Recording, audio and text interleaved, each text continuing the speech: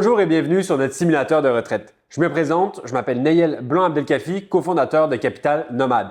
Si tu es aujourd'hui sur ce simulateur, c'est probablement parce que comme 90% des expatriés, tu n'as aucun plan de match et tu es dans un trou noir complet pour ta retraite. Tu te poses plusieurs questions de est-ce que je vais réellement y arriver? Est-ce que je suis sur la bonne trajectoire? Comment je vais faire pour me créer des revenus de retraite?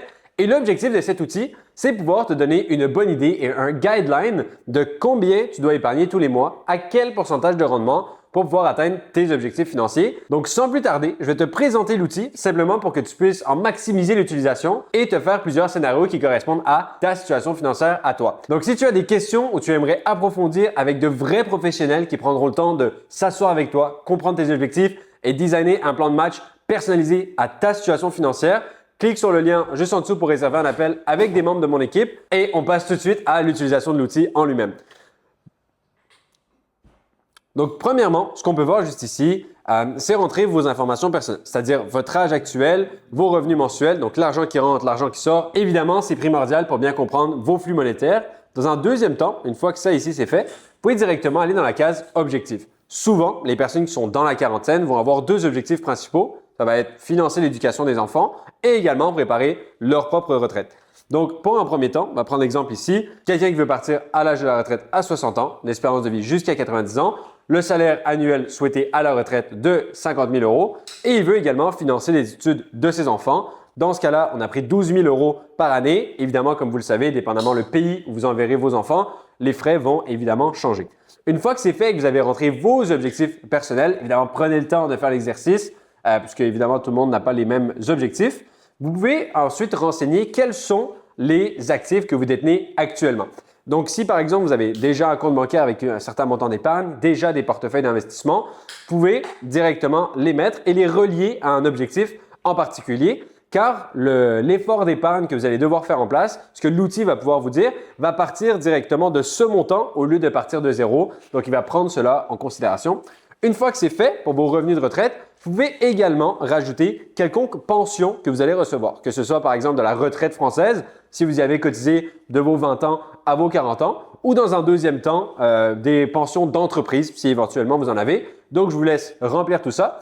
Ensuite, on va parler de revenus locatifs, donc de biens immobiliers que vous détenez. On va dire qu'actuellement, vous avez un appartement à Paris. Celui-ci vous génère environ 600 € net par mois. Mais par contre, voilà, vous êtes en train de break-even avec votre hypothèque. Vous pouvez mettre un début d'âge de perception. Donc, on va dire sur notre exemple, Monsieur Jean-Luc, lui, va recevoir finalement ses premiers loyers de positif seulement à ses 55 ans. Donc, encore une fois, vous pouvez mettre votre âge actuel si vous êtes déjà dans le positif et recevez déjà des revenus locatifs. Et ensuite de ça, lorsque vous cliquez sur « Voir mon plan de match financier », on a premièrement une photo de votre situation actuelle. Votre salaire, vos dépenses obligatoires, vos dépenses non essentielles et votre capacité d'épargne réelle.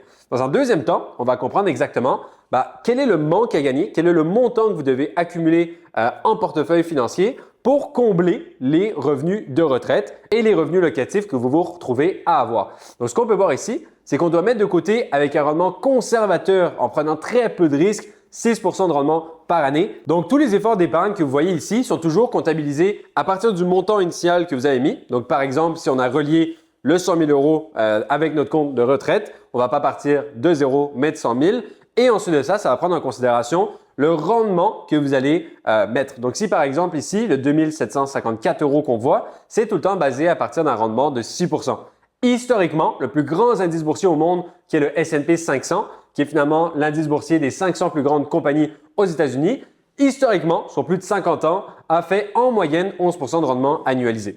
Donc, encore une fois, 6%, c'est très conservateur. C'est pour un profil qui ne prend très peu de risques. Ensuite de ça, pour les études des enfants, on peut voir qu'encore une fois, avec 6% de rendement, on doit mettre 388 € par mois afin d'atteindre un portefeuille qui nous permettrait de financer les études des enfants.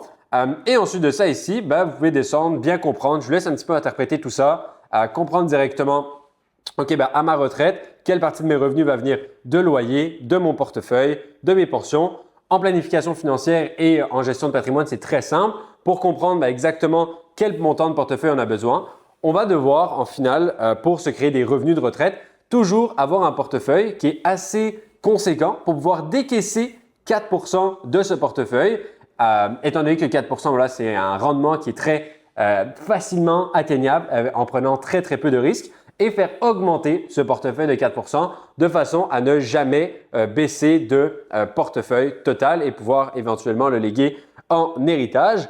Et dans un dernier temps, vous pouvez venir juste ici et vous allez voir que votre effort d'épargne va évidemment être complètement différent dépendamment le pourcentage de rendement avec lequel vous souhaitez travailler. Donc ensuite de ça, juste ici, vous pouvez mettre, écoute, on va faire un scénario à 65 ans, mais cette fois-ci, je veux 60 000 euros à la retraite. OK, je dois mettre à 6% de rendement, je dois mettre 2 671 euros par mois. À 10% de rendement, je dois mettre 823 euros par mois. Donc, ça vous donne vraiment une première bonne base finalement de planification financière, comprendre quel est votre manque à gagner actuel. Encore une fois, si ça paraît trop compliqué pour vous, vous pouvez largement faire affaire avec des professionnels compétents. Et je vous mets un lien juste ici pour prendre rendez-vous avec un membre de notre équipe et apprendre mieux à vous connaître et vos objectifs. À bientôt!